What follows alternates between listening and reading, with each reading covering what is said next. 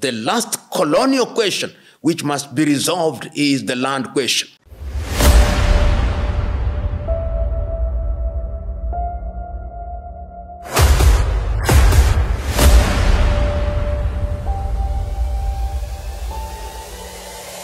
This is the journey to One Africa.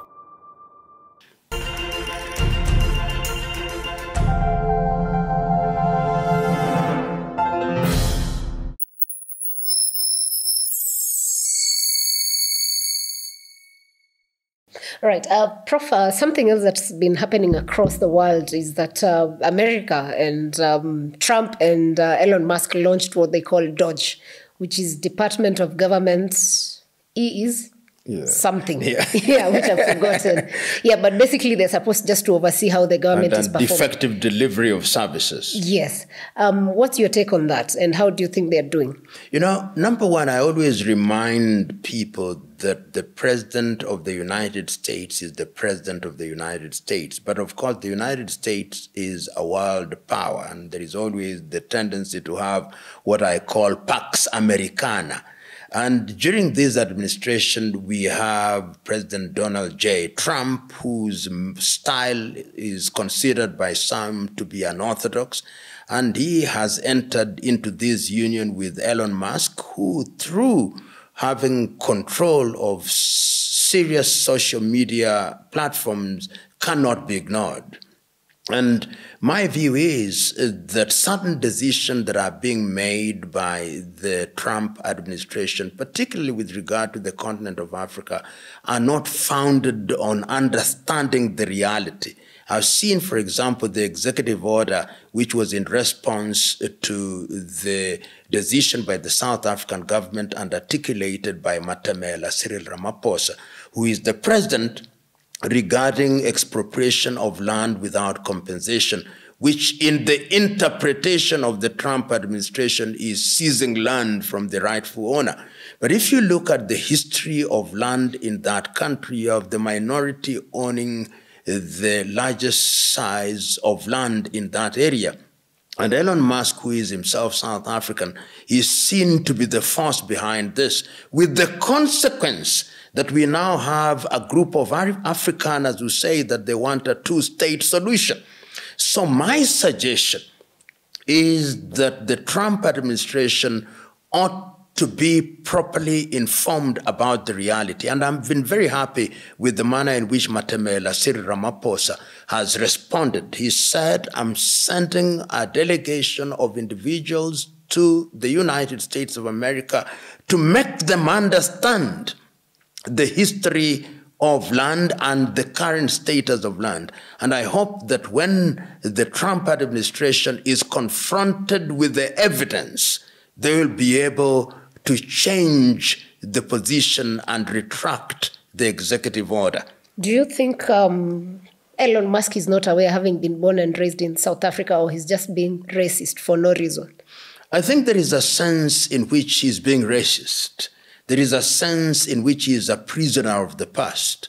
There is a sense in which he doesn't want to come to grips with the reality of the moment, that if indeed, as was contemplated in 1994 under the South African Constitution, that you want to create a rainbow nation, there must be fairness and equity. And that equity means that we must not continue to give legality to what is fundamentally economic apartheid. A teacher of mine once told me that the last colonial question which must be resolved is the land question. And it cannot be right that nearly over 80% of the population only has access to no more than 20% of the land. It is not sustainable. It is not in the best interest of everybody. And I believe that the time is now to confront it. And one of the things that we must do is to convert Mr. Musk by confronting him with evidence and by persuading him by force of reason that he had better cast his lot with the people of South Africa in their entirety. And I always love to make this statement almost ad nauseum.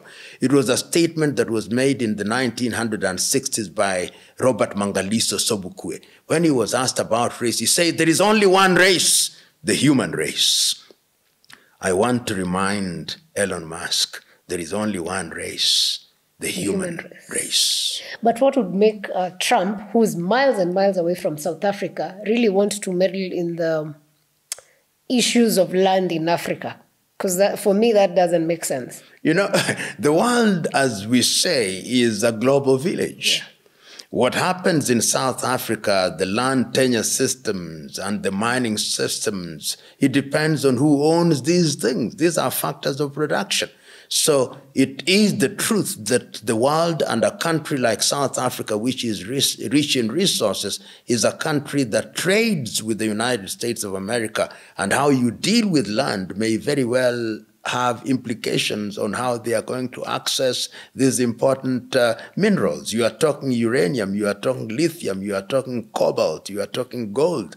And some of the largest consumers of these products are to be found in the conceptual West, led by the United States of America. So essentially it's a trade of course. War that and you know, started. Trump is engaged in what I call saber-rattling diplomacy, where he wants an apple, but he asks for the whole orchard so that he can negotiate you down. And when he negotiates you down, he has gotten the apple that he wanted in the first place. And that is sometimes how I understand this very aggressive style of negotiation and this idea of issuing executive orders like confetti. In all this, the other order he gave was saying that he will not, USAID, there's a freeze that was also to affect South Africa. And for South Africa, Ramaphosa responded by saying it's only 17% of the budget, which essentially just funds the HIV/AIDS program. So whether you pull out, and then the minister for, I think, I don't know, minerals and something said, we will pull our minerals from you. So it was almost an equal. A tit for tat kind of thing. Yes. So when you look at it from that perspective, what's your take on this whole USAID freeze across Africa? You know, the USAID freeze, in my view, is not a bad thing. Of course, we will suffer, African countries and individuals will suffer in the short to medium term. But if you have a system that perpetuates dependency for a long time, then it lulls you into a false sense of security.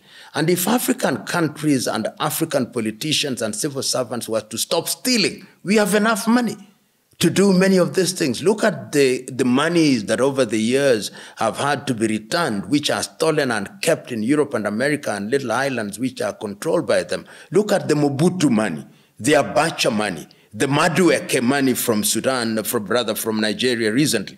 All these monies, if Western Europe and America were to ensure that stolen money is not kept by politicians in their backyard, then we don't need USAID. Just like that. Oh yeah, we don't need them.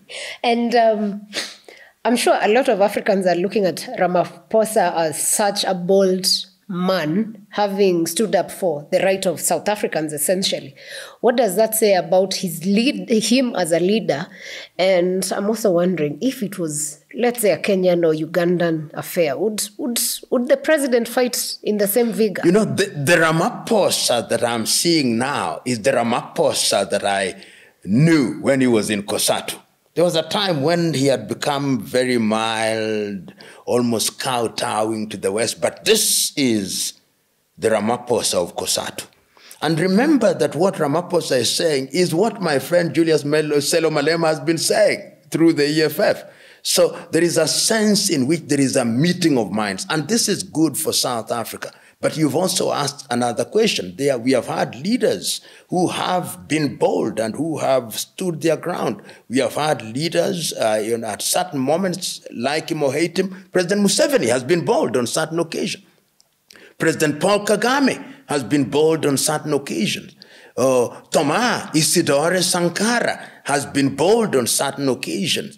President Traore is bold on certain occasions. So it is not as if there is a shortage of leaders. And of course, Muammar al-Gaddafi much more recently has been bold on a number of occasions. So African countries are capable of standing their ground. But the message that is to be sent is that if we were speaking from one standpoint as Africa, our diversity notwithstanding, you can imagine how it would be treated differently. Well, so would make such a world power. Yeah, absolutely. Finally, what do you think this whole thing will make Malema react on?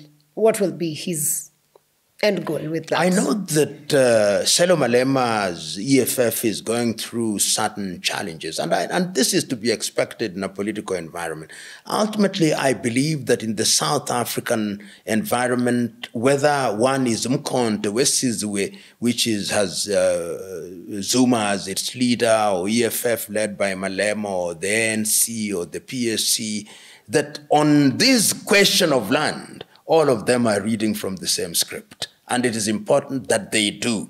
I've already seen that the DA, through Helen Zille, have gone to court on this issue that is unconstitutional. But if the freedom fighters come together, their political differences notwithstanding, I think this is the one issue that they must come out and speak with one voice. And I've already seen Julius Sello Malema speaking very firmly on this particular issue. And I think that that is the right thing to do. Fantastic. Thank you very much. Thank you.